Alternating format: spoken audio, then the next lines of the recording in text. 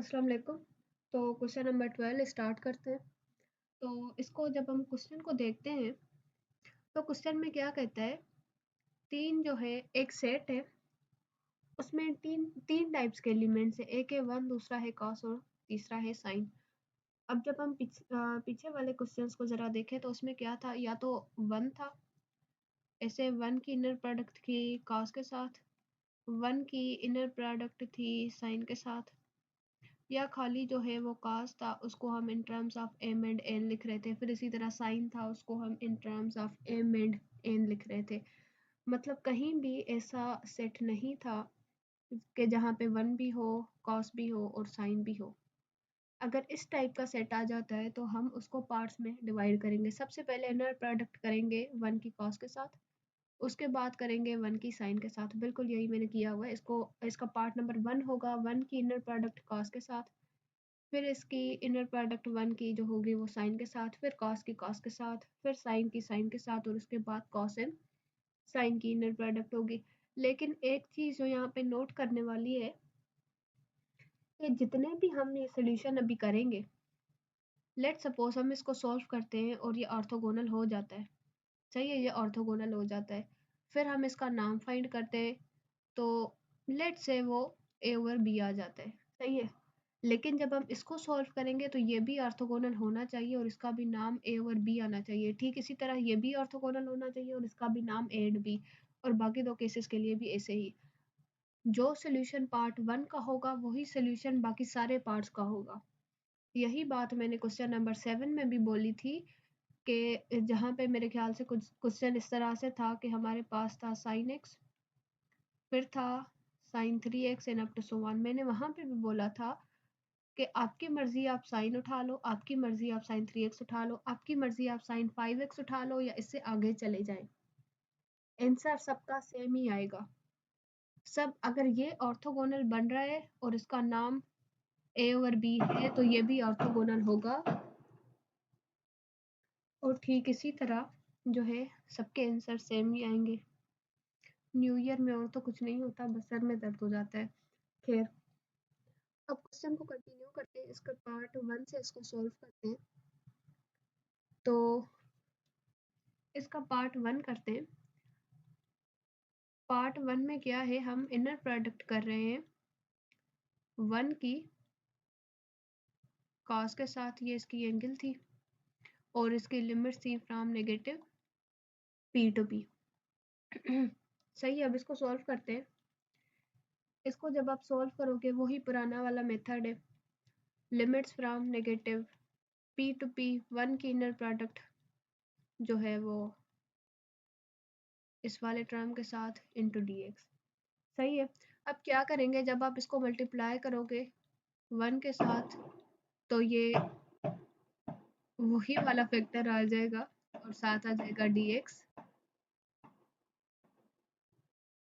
और यहाँ पे जब आप इसकी इंटीग्रेशन करोगे तो कॉस की इंटीग्रेशन क्या होती है, साइन, तो हम इसको लिखेंगे sign N pi p into x, और एंगल जो है वो नीचे डिवाइड हो जाएगी तो उसको मैं ऊपर ले रही हूँ डायरेक्ट, तो वो हो जाएगा pi over p over n pi, साथ जो है limits from negative P to P.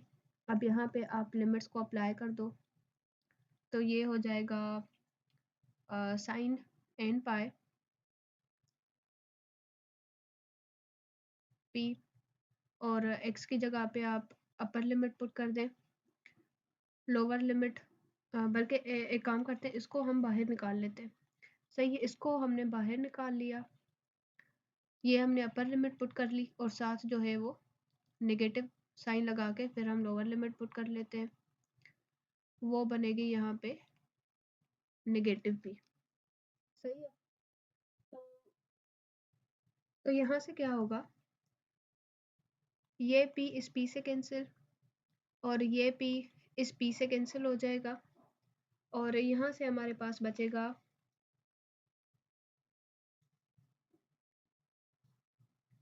तो यहाँ से हमारे पास जो बच रहा है वो क्या है, पी एन पाई, अंदर से बचेगा साइन एन पाई और प्लस साइन एन पाई। अब साइन एन पाई 0, ये भी साइन एन पाई 0, तो ये जो भी कोई फैक्टर है वो 0 के साथ मल्टीप्लाई होकर इस पूरे को 0 बना देगा। फिर ठीक इसी तरह अगर ये ऑर्थोगोनल बन गया है तो हम इसका नाम चेक करेंगे। जब हम इसका नाम फाइंड करेंगे तो वो क्या बनेगा, वो बनेगा नाम। हम नाम चेक कर रहे हैं cos n pi p x का। इसकी जब हम इंटीग्रेशन करेंगे from negative p to p, और ये बनेगा cos square n pi p x dx, और साथ आ जाएगा अंडर रेडिकल। अब वही cos स्क्वायर की आइडेंटिटी अप्लाई होगी, तो हम क्या करें, 1/2 को हमने बाहर निकाल लिया, integration from negative p to p, और यहाँ पे बचेगा 1 plus cos 2n pi p x, और ये हो जाएगा dx, और ये अंडर रेडिकल। फिर ठीक ऐसे ही हम अब इसकी इंटीग्रेशन सॉल्व करेंगे, तो इसकी इंटीग्रेशन को जब करेंगे, 1 की इंटीग्रेशन होती है x, cos की होगी sin, तो ये यहाँ पे बनेगा sin 2n पाई p, और एंगल को ऊपर जो है वो हम मल्टीप्लाई कर देते हैं, तो ये बन जाएगी 2n pi, limits from negative p to p, और साथ ये अंडर रेडिकल। तो यहाँ से हमारे पास बच रहा है 1/2। अब देखें कि साइन n पाई है यहाँ पे, वही कंसेप्ट कि ये हो जाएंगे 0, और उसके बाद हमारे पास बचता है यहाँ पे सिर्फ x, लिमिट्स है from negative p to p। अब आप यहाँ पे लिमिट्स अप्लाई कर दो, अपर लिमिट p, फिर जो है lower limit negative n, negative p जो है वो लोअर लिमिट है हमारे पास। तो यहाँ से होगा 1/2, ये बनेगा 2p, 2 में कैंसिल हो जाएगा, तो यहाँ से आ जाएगा अंडर रेडिकल p, ये इसका बन जाएगा नॉर्म। अब तो मैं बिल्कुल बताया था, नाम जो है वो हमारा निकला है अंडर रेडिकल p, तो सबका नाम यही निकलना चाहिए। हम जाते हैं पार्ट नंबर 2 पे। तो पार्ट नंबर 2 भी एग्जैक्ट सेम है, वो मैं थोड़ा सा करके छोड़ दूंगी, फिर आप उसे खुद ही कंटिन्यू कर लीजिएगा। तो जब हम इसके पार्ट 2 में जाते हैं, तो वो क्या था, 1 की इनर प्रोडक्ट है sine n pi into x, limits from negative p to p, बिल्कुल जो है प्रीवियस है, सिर्फ यहाँ पे कॉस है, तो इसको मैं थोड़ा सा डायरेक्ट करके फिर आधे में छोड़ दूंगी। Integration from negative p to p 1 के साथ मल्टीप्लाई करेंगे, तो ये हो जाएगा यहाँ पे sign n pi p x dx। सही है। फिर इसी तरह से जो है अब जो क्या करते हैं, हाँ, इसकी इंटीग्रेशन सॉल्व करेंगे, तो जब साइन की इंटीग्रेशन करेंगे तो वो क्या बनेगी, cos n pi p x, angle को ऊपर मल्टीप्लाई कर दें तो वो बनेगा pi divided by n pi, limits from negative p to p। अब जो है आप p n पाई को बाहर निकाल लें, और यहाँ से यहाँ पे अंदर बचेगा cos n pi p into x, limits from negative p to p। अब यहाँ पे लिमिट्स अप्लाई कर दें, हम कर देते हैं अप्लाइंग लिमिट्स। सही है, लिमिट्स अप्लाई कर दें, तो यहाँ पे जब आप p पुट करोगे तो एक p, ये फिर नेगेटिव नेगेटिव प्लस, और जो है कुछ ना कुछ टर्म ऐसा बन जाएगा कि ये जो है वो 0 हो जाएंगे। उसके बाद हम जाते हैं इसके पार्ट नंबर 3 पे। जब हम पार्ट नंबर 3 पे जाते हैं, तो वो क्या था, कॉस की इनर प्रोडक्ट कॉस के साथ, ये हमने एक इन टर्म्स ऑफ n लिख लिया, दूसरा हमने इन टर्म्स ऑफ m लिख लिया, और सबसे इम्पोर्टेंट बात कि इसमें ये जो m एंड n है ये इक्वल नहीं होंगे। ये हमने स्टार्टिंग में ही पढ़ लिया था कि m एंड n जो है वो इक्वल नहीं होंगे। अब आप इसको सॉल्व करो, तो ये बनेगा cos M pi P x और cos N pi P x, इसकी इनर प्रोडक्ट करते हैं limits from negative P to P, और ये हो जाएगा cos M pi P x into the cos N pi P x D x. इस पे जो है वो आइडेंटिटी अप्लाई होगी कॉस अल्फा कॉस बीटा की। तो आइडेंटिटी में 1/2 आता है, उसको मैं डायरेक्ट बाहर निकाल लेती हूँ और इसको हम लिख लेते हैं यहाँ पे from integration from negative P to P, ये हो जाएगा साइन अल्फा प्लस बीटा, तो ये बनेगा M plus N over P और साथ इसके है पाई into x.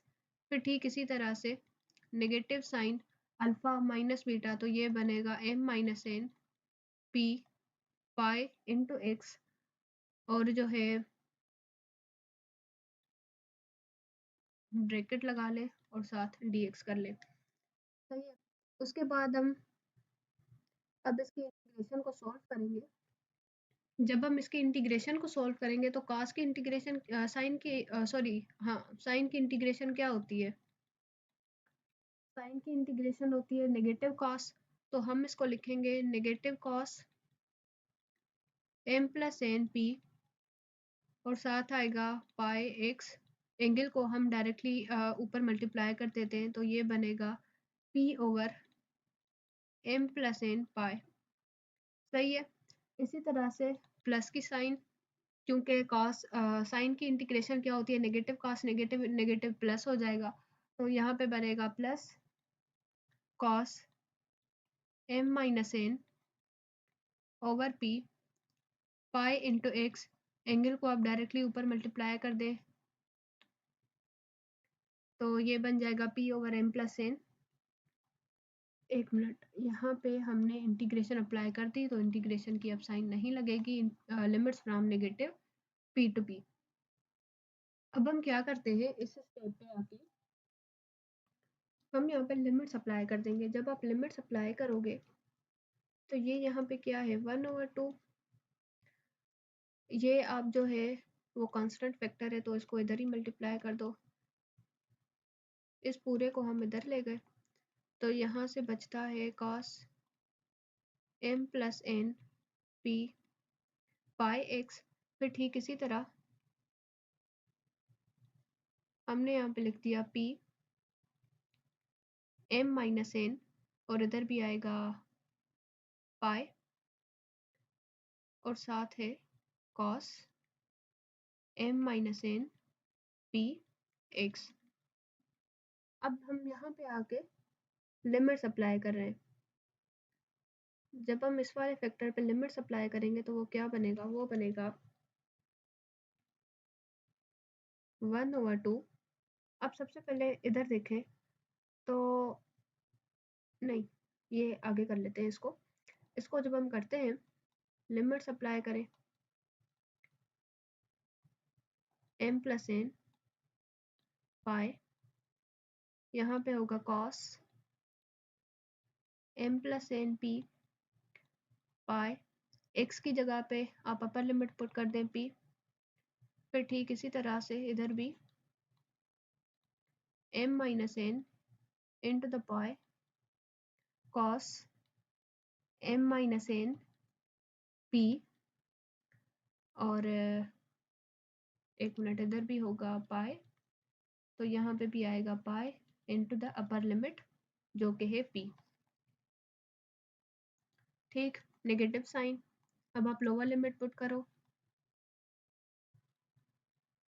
m plus n pi cos m plus n p pi, lower limit क्या है नेगेटिव p।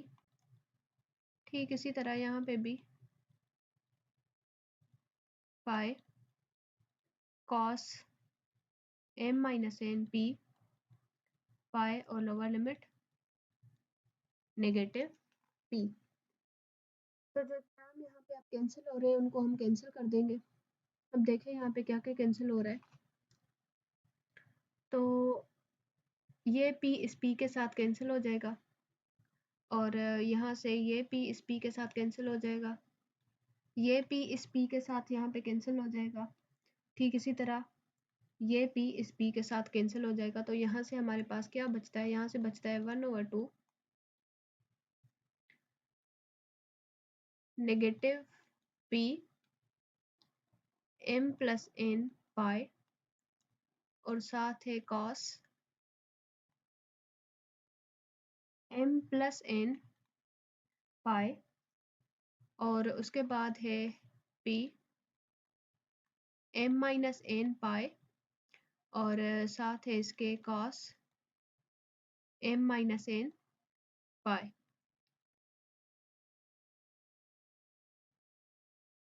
ठीक इसी तरह यहाँ पे है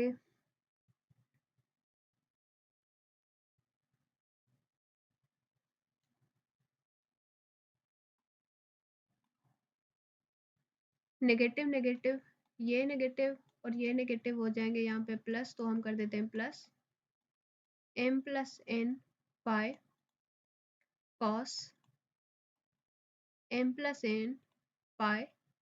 फिर यहाँ पे हो जाएगा नेगेटिव, क्योंकि यहाँ पे ये जो एंगल है वो नेगेटिव है, पी पी में कैंसिल हुआ है लेकिन नेगेटिव साइन पड़ी हुई है। तो m माइनस n पाई cos m माइनस n। अब अगर आप गौर से देखो तो जो ये वाला टर्म है और जो साथ हमने साइन में एक और गलती कर दी है, यहाँ पे है ये नेगेटिव साइन और साथ ये भी नेगेटिव साइन, तो नेगेटिव नेगेटिव हो जाएंगे प्लस। अब जो ये वाला टर्म है और साथ ये वाला जो टर्म है ये बिल्कुल सेम है, सिर्फ डिफरेंस क्या है नेगेटिव का, क्योंकि इसके साथ माइनस इंटू प्लस माइनस होगी तो ये माइनस का हो जाएगा, तो ये दोनों कैंसिल हो जाएंगे। ठीक इसी तरह से ये प्लस का पड़ा हुआ है और यहाँ पे ये जो है वो माइनस का पड़ा हुआ है, तो यहाँ पे ये भी कैंसिल हो जाएगा। तो बचेगा क्या हमारे पास 1/2 और ब्रैकेट में बचेगा 0, तो इस वजह से ये कैंसिल हो जाएंगे और जो आंसर है वो हमारे पास आ जाएगा 0। उसके बाद जब हम इसका नाम चेक करेंगे तो इसका नाम भी बिल्कुल इजी है, क्योंकि हम प्रीवियस बहुत सारे कर चुके हैं। तो हम इसको देखते हैं, इसके नाम को देखते हैं। तो cos n pi p x under radical integration from negative p to p, साथ आ जाएगा cos square n pi p x dx। ठीक, अब आप इसको सॉल्व करो। cos स्क्वायर थीटा का फार्मूला लगेगा, अंडर रेडिकल 1/2 को बाहर निकाल दिया, integration from negative p to p और यहाँ से होगा 1 plus cos 2n pi p x और साथ लिख देंगे dx। अब इसकी जब हम इंटीग्रेशन सॉल्व करेंगे तो वो क्या होगी, अंडर रेडिकल 1/2, 1 की इंटीग्रेशन x, cos की इंटीग्रेशन होगी साइन, तो ये बनेगा sign 2n pi p x, angle को हम ऊपर ही मल्टीप्लाई कर रहे हैं तो वो हो जाएगी p ओवर 2n पाई और जो लिमिट्स है इसकी from negative p to p और ये पूरा आ जाएगा अंडर रेडिकल में। उसके बाद हम इसको लिखेंगे यहाँ पे 1/2। अब आप यहाँ पे देखो, मैंने पिछले लेक्चर में बताया था कि साइन 2n पाई या साइन 3n पाई, साइन n पाई होता ही 0 है, तो उस वजह से ये पूरा फैक्टर बन जाएगा 0, ये सारा बन जाएगा 0 और यहाँ से वैल्यू क्या आएगी, ये 1/2 अंडर रेडिकल के अंदर और साथ है x integration limits from negative p to p और यहाँ पे ये बनेगा 1/2। आप इसमें लिमिट्स पुट करो, अपर लिमिट p और जो नेगेटिव साइन आएगी और उसके बाद लोअर लिमिट p नेगेटिव में और उसके बाद होगा ये 1/2 साथ 2p, 2 में कैंसिल हो जाएगा, अंडर रेडिकल में बचता है सिर्फ और सिर्फ p। तो पिछले का जो नाम है जो हमने प्रीवियस किया है पार्ट, वो भी नेगेटिव, वो भी अंडर रेडिकल में पी आया था, और ये भी अब ठीक इसी तरह इसका जो है वो फोर्थ पार्ट होगा, जो कि था यहाँ पे इन टर्म्स ऑफ मेरे ख्याल से साइन, और उसके बाद जो है इसका लास्ट पार्ट हम करते हैं। 1 मिनट जो है वो गलती हो गई है, क्योंकि जब मैंने इसे ऊपर करके देखा है तो ये जो फार्मूला हमने यहाँ पे लगाया है, ये formula cos alpha cos beta का नहीं है। ये जो फार्मूला हमने लगाया है यहाँ पे, वो फार्मूला है कॉस अल्फा साइन बीटा का फार्मूला। ये मिस्टेक हो गई है, लेकिन जो है इसका हमने वैसे ही दूसरा पार्ट करना था, तो आप बल्कि यहाँ पे क्या करें, जो एक पार्ट हमने किया था कि वो इन टर्म्स ऑफ साइन और इन टर्म्स ऑफ कॉस होगा, तो आप यहाँ पे साइन कर लें, बाकी को का जो पूरा का पूरा सोल्यूशन है उसमें कोई फ़र्क नहीं पड़ता। बस यहाँ पे जो है क्योंकि गलती हो गई है, फार्मूलाज थोड़े सिमिलर है, तो मैं जल्दी जल्दी में गलत पुट कर गई हूँ, तो यहाँ पे आ जाएगा साइन, बाकी जो पूरा का पूरा क्वेश्चन है वो सेम ही होगा। अब इसका जो है वो नेक्स्ट पार्ट करते हैं। सीरीज थोड़ी चेंज हो गई है, क्योंकि ऊपर वाली गलती की वजह से ऊपर नीचे थोड़ा हो गया है, लेकिन आप जो है वो क्वेश्चन को सही तरह से देख के फिर उसके जो पार्ट्स हैं उनको सही तरह से देख के आप सीक्वेंस में इसको अरेंज कर लीजिएगा। बाकी अब चलते हैं इसके पार्ट नंबर 4 पे, और हम करते हैं cos M pi p into x cos N pi p into x, जो लिमिट्स है उसकी from negative P to p. अब जब इसको सॉल्व करोगे तो वही मेथड है, limits from negative P to p, यहाँ पे आ जाएगा cos N pi P x, और साथ आ जाएगा cos N pi over p into x,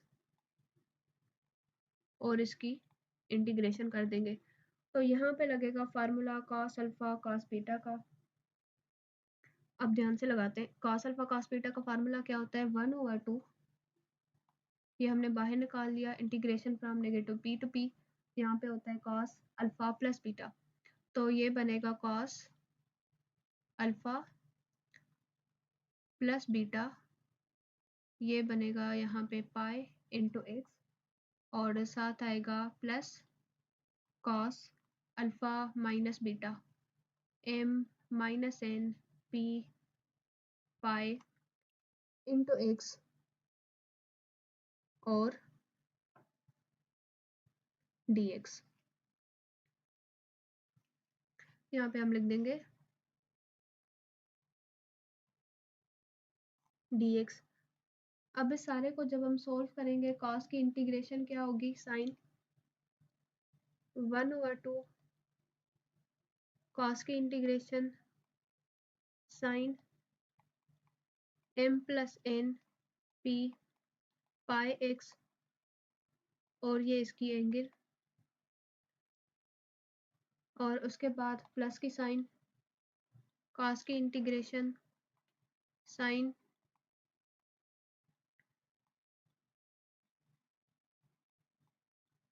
और ये जो है वो इसकी एंगल आ जाएगी यहाँ पे, और साथ आ जाएगा पाई एक्स। सही है, limits from negative P to p. अब पीछे बहुत से मेथड हमने किए हैं जहाँ पे इसको डिटेल में सॉल्व किया है। सबसे पहले आप अपर लिमिट पुट करोगे, उसके बाद लोअर लिमिट पुट करोगे। जब आप अपर लिमिट यहाँ पे पुट करोगे तो ये किस टाइप की इक्वेशन बनेगी, प्रीवियस क्वेश्चन में भी आ, हमने कुछ ना कुछ किया है, यहाँ पे पी आएगा, सही है, तो ये पी इस पी से कैंसिल हो जाएगा। ठीक इसी तरह यहाँ पे पी आएगा, तो ये पी इस पी से कैंसिल हो जाएगा, इसको आप बाहर यहाँ पे निकाल के रख लो, सही है।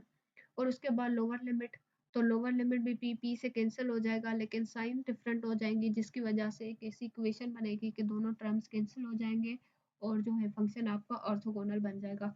उसके बाद जब आप इसका नाम फाइंड करोगे तो वो बनेगा cos N pi p into x. सही है। जब आप इसका नाम फाइंड करोगे तो उसको आप कैसे लिखोगे? Integration from negative p to p cos n pi p x dx। अब ये भी हम बहुत बार सॉल्व कर चुके हैं। सही है, तो इसको मैं अब नहीं करूँगी। आप पिछले जो लेक्चर्स हैं उनमें से इसको देख लें, बल्कि देखने की भी ज़रूरत नहीं पड़ेगी क्योंकि आपने यकीनन इसे सीरीज़ में सॉल्व किया होगा, तो आप पिछले कर चुके हैं, बहुत बार आप कर चुके हैं कि cos स्क्वायर जो है और थीटा। अब इसकी जो थीटा है वो कुछ भी गिवन है, तो इसका नाम किस तरह से फाइंड करते हैं। अब ठीक इसी तरह से इसका फाइनल पार्ट होगा, फिफ्थ पार्ट था साइन m पाई p x और था sign n pi p into x when m and n are not equal and limits from negative p to p। यहाँ पे भी बिल्कुल वही मेथड है, कोई डिफरेंस नहीं है। यहाँ पे फार्मूला लगेगा साइन अल्फा,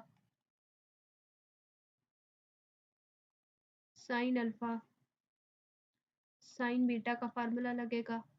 इक्वेशन को आप सोल्व करोगे, लिमिट्स अप्लाई करोगे, लिमिट्स अप्लाई करने के बाद वही पुरानी वाली बात कि कुछ ना कुछ इक्वेशन ऐसी बन जाएगी कि टर्म्स कैंसिल हो जाएंगे और जो है वो ऑर्थोगोनल बन जाएगी ये चीज़। और उसके बाद इसका नाम फाइंड करेंगे, तो इसका जब आप नाम फाइंड करोगे तो इसका नाम क्या होगा? Sine n pi over p into x. इसका जब आप नाम फाइंड करोगे वो होगा under radical integration from negative p to p। ये बन जाएगा sine square n pi p into x dx। इसको सॉल्व करोगे, यहाँ पे फार्मूला आप लगाओगे cos स्क्वायर थीटा का, और इसको सॉल्व करने के बाद जो आपका फाइनल आंसर है वो अंडर रेडिकल p ही आएगा। Thank you for watching and अल्लाह हाफिज़।